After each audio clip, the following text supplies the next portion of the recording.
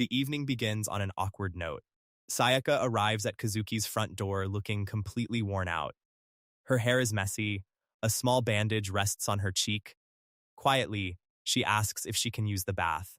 Kazuki immediately refuses. No way. Sayaka remains standing at the entrance beneath the night sky, caught between embarrassment and necessity.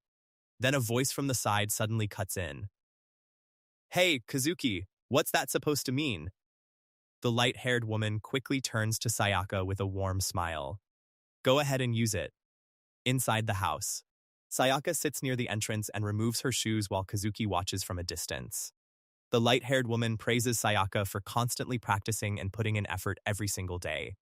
Before long, she compares her dedication to Kazuki's habit of relaxing around the house. Kazuki, stretched out while looking at his phone, shrugs, whatever. It's not a big deal. The comparison continues, and Kazuki lowers his head, thinking the whole thing is ridiculous.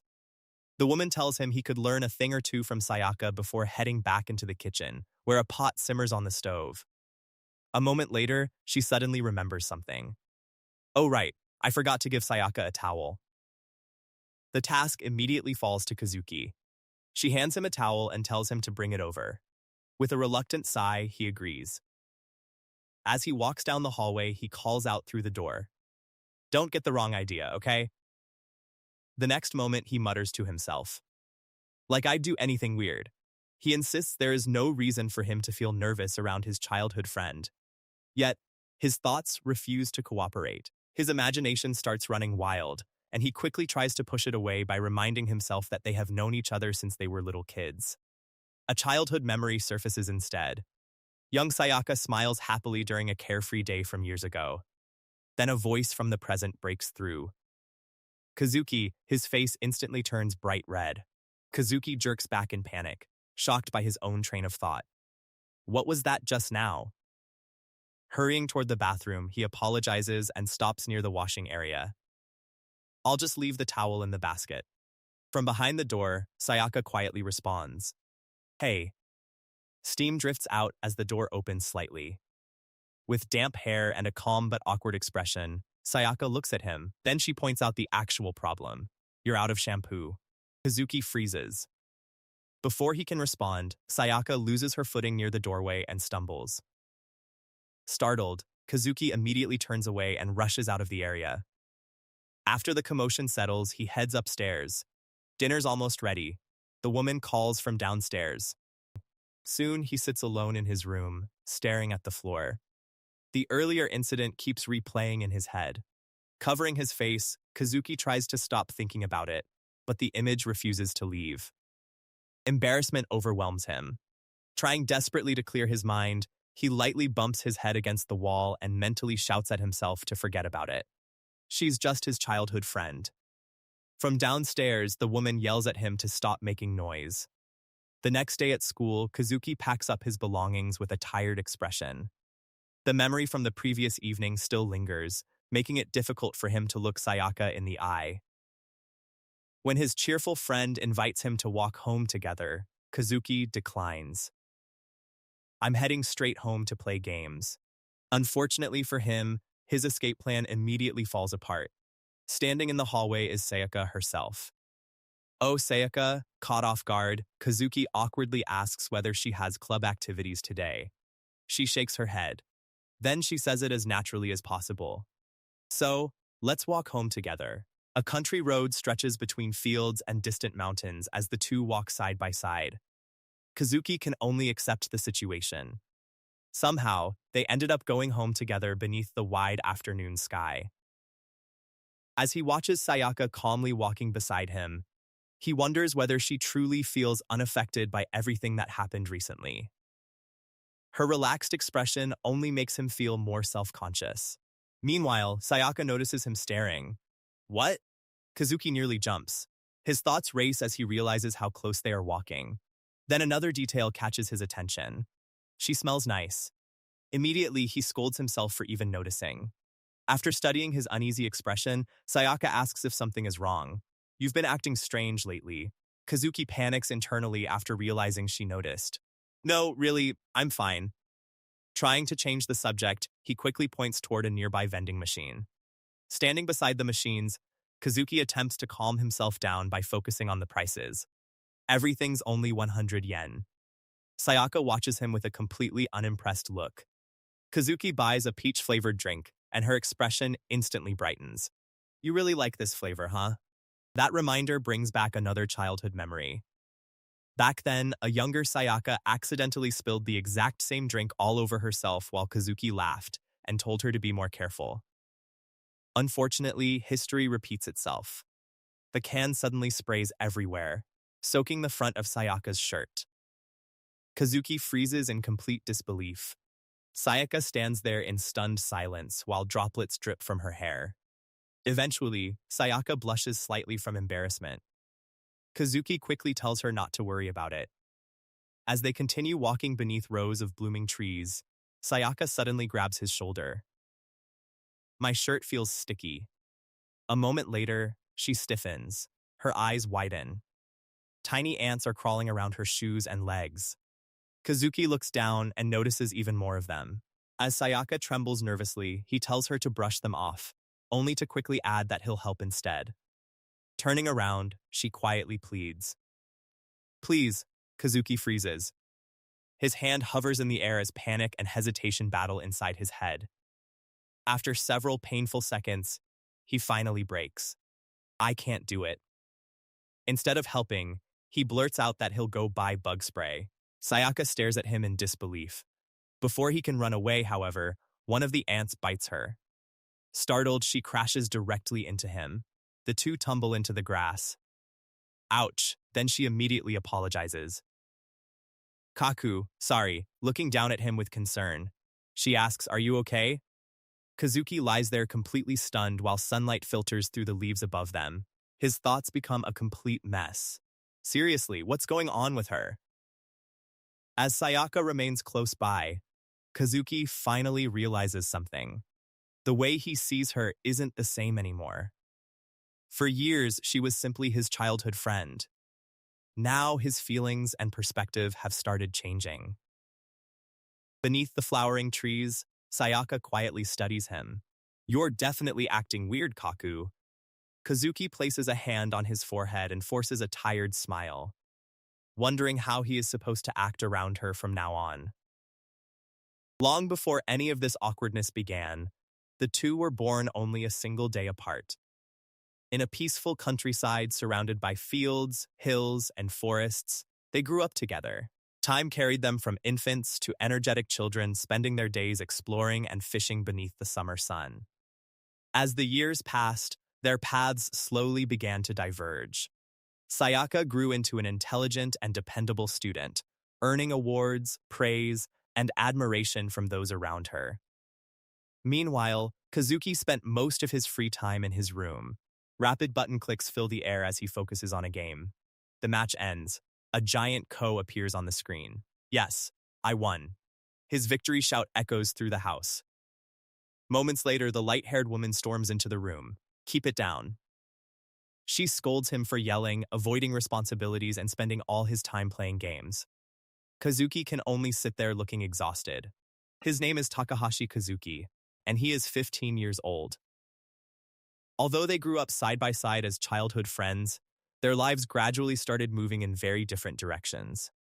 Meanwhile, Sayaka continued pushing herself every day, eventually becoming one of the school's top students and standing out in both academics and athletics. Kazuki, on the other hand, became increasingly absorbed in video games during middle school and gradually turned into someone who preferred staying indoors whenever possible. That difference becomes obvious once again in the family yard. Sayaka is quietly pulling weeds near the house when the light-haired woman points her out through the window and remarks that, unlike Kazuki, before he can protest, Kazuki is dragged outside so suddenly that one of his boots nearly comes off. Ignoring his complaints, the woman cheerfully tells both of them to work hard and finish clearing the weeds. With a bandage still on his head, Kazuki glances toward Sayaka. Why are you here? Sayaka simply looks back with her usual calm expression. Deep down, Kazuki knows there is nothing strange about it. Still, ever since the recent incidents, being around Sayaka feels unexpectedly awkward. He wishes someone had at least warned him beforehand. The woman immediately cuts off his complaints. Holding up his game controller, she gives him an ultimatum. If you want this back, get to work. Moments later, both of them are left crouching in the overgrown yard. While pulling weeds beneath the bright Sunday sun, Kazuki asks whether she has practice today and why she ended up helping at his house. Sayaka explains that she had the day off and went out for a run because the weather was nice. Along the way, she happened to meet his mother, who mentioned her sore back and the state of the yard. Kazuki immediately understands how she got recruited. Sorry for dragging you into this. It's okay, Sayaka replies. Then she decides to take the task seriously. Almost instantly, weeds begin disappearing at an alarming speed. Kazuki stares in disbelief. Determined not to fall behind, he throws himself into the job with renewed energy. The yard suddenly feels less like housework and more like a competition. Eventually, after the excitement fades, Kazuki glances across the yard and notices Sayaka smiling peacefully while she works. Pointing toward another section, Sayaka says she'll handle that side too. Yeah, Kazuki answers absent-mindedly. For some reason, his heartbeat keeps speeding up whenever she's around. He starts wondering whether she's aware of the effect she has on him. Before the awkward atmosphere can settle, Sayaka suddenly calls him over. Look, in her hand is a 4-leaf clover. The sight brings back an old memory. When they were children, Sayaka was the only one who couldn't find one, and ended up crying in frustration. Kazuki had helped search with her until they finally found one. Turning away awkwardly, he says, "Did that really happen?" Sayaka's eyes widen. A moment later, disappointment flickers across her face as she realizes he doesn't remember. Only then does Kazuki understand what he just implied. "Oh, I see," Sayaka replies quietly. Meanwhile, the forgotten memory slowly returns. The two of them searched until sunset that day. Their parents eventually had to come pick them up. He can't believe Sayaka still remembers something so old. Determined to make up for it, he starts searching the grass again. Then suddenly he spots something unusual. "Sayaka, come here." His voice brightens immediately. "I found something incredible. A 5-leaf clover." Curious, she leans closer. "What is it?" At that exact moment, panic takes over. Instead of showing her, Kazuki immediately dives toward the grass and blurts out, "Never mind." The scene triggers another childhood memory.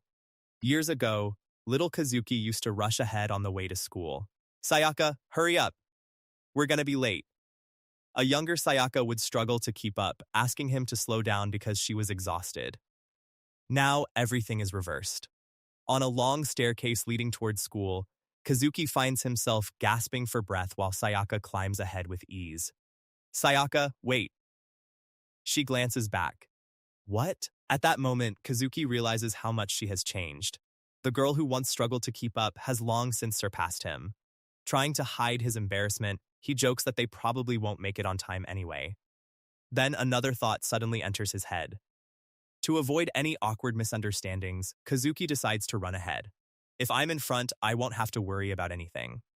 He convinces himself he's simply being respectful. After all, he isn't the type of person who would intentionally make someone uncomfortable. Unfortunately, Sayaka immediately overtakes him. "I'll take first place." Kazuki freezes. The childhood friend who used to trail behind him now passes him effortlessly. Left panting on the stairs, he watches her pull farther ahead. Thinking it might be easier if he just keeps his distance, he slows down. Then Sayaka suddenly stops.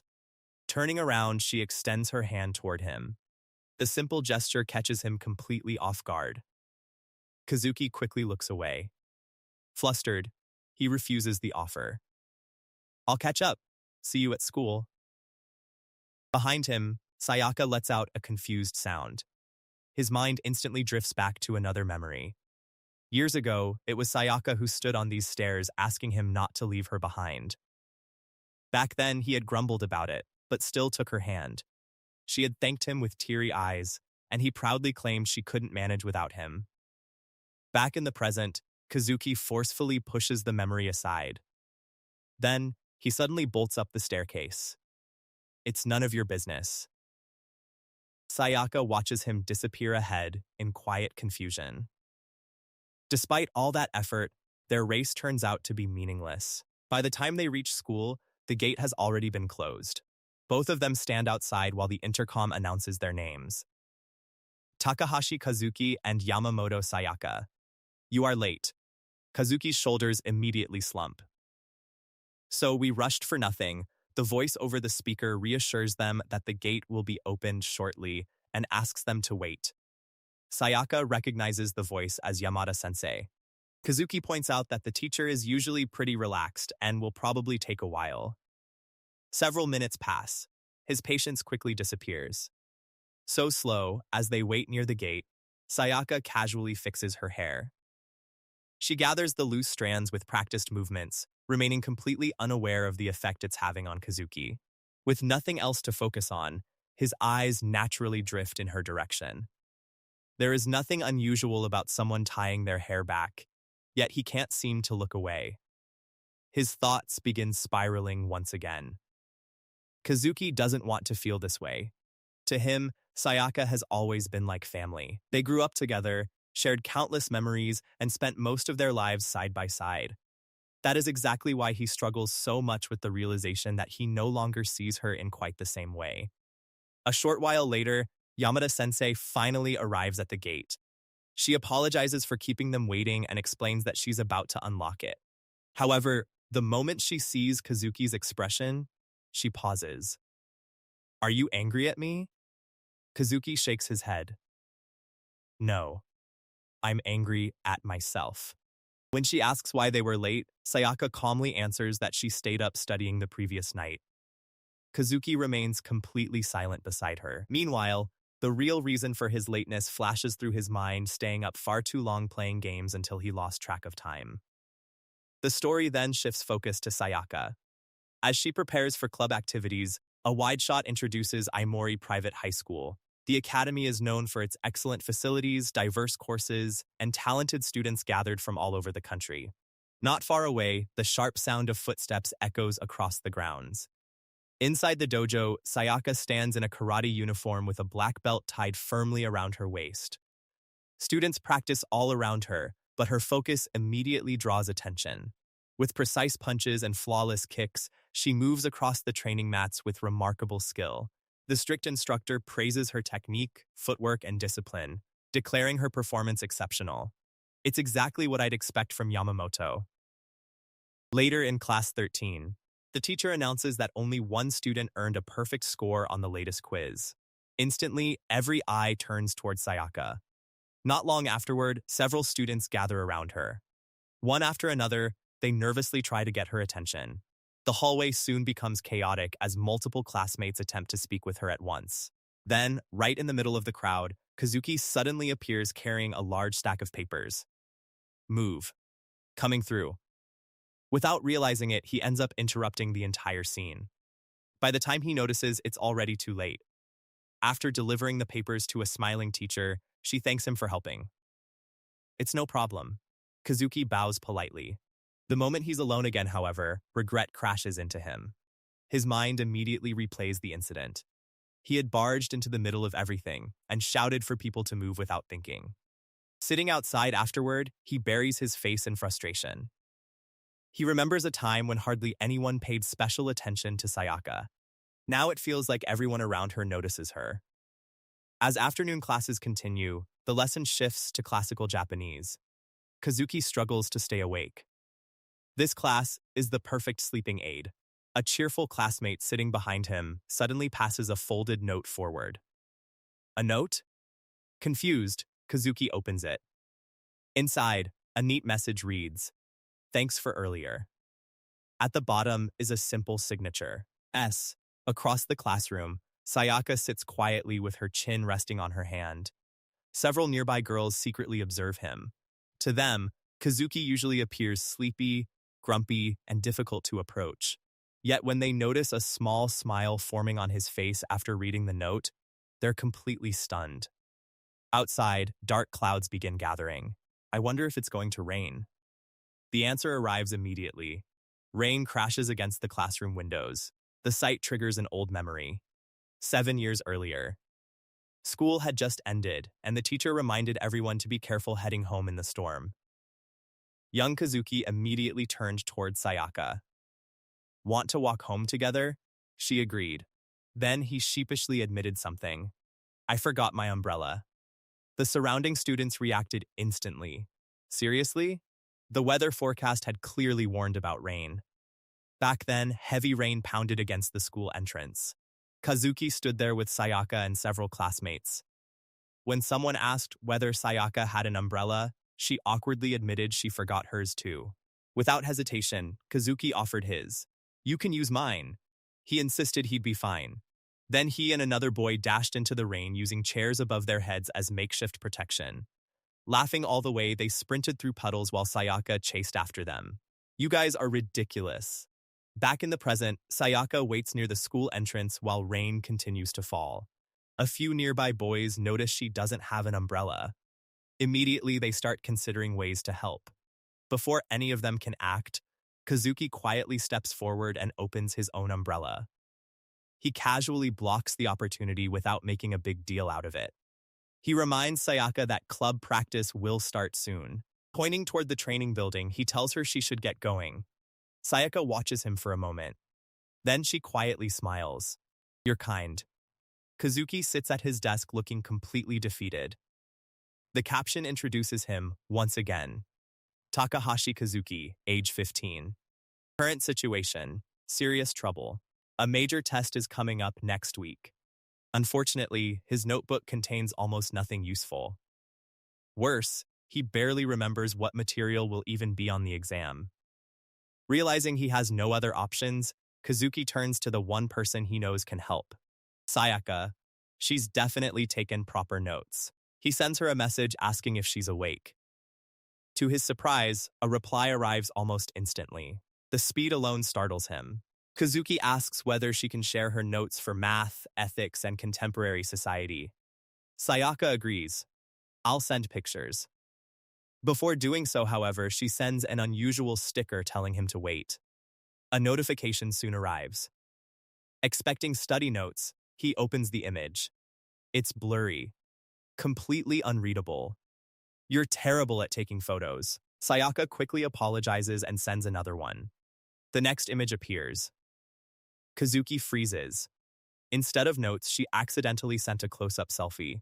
Meanwhile, far away, Sayaka realizes what happened. Her phone had been using the front camera. A flashback reveals the source of Kazuki's problem. Earlier in class, the teacher had clearly explained which topics would be on the test and asked everyone to write them down. Kazuki slept through the entire announcement. Back in his room, he collapses onto his bed. This couldn't have happened at a worse time. Rather than focusing on studying, his thoughts keep drifting back to the accidental photo. Every attempt at concentration immediately disappears. Suddenly, his phone rings.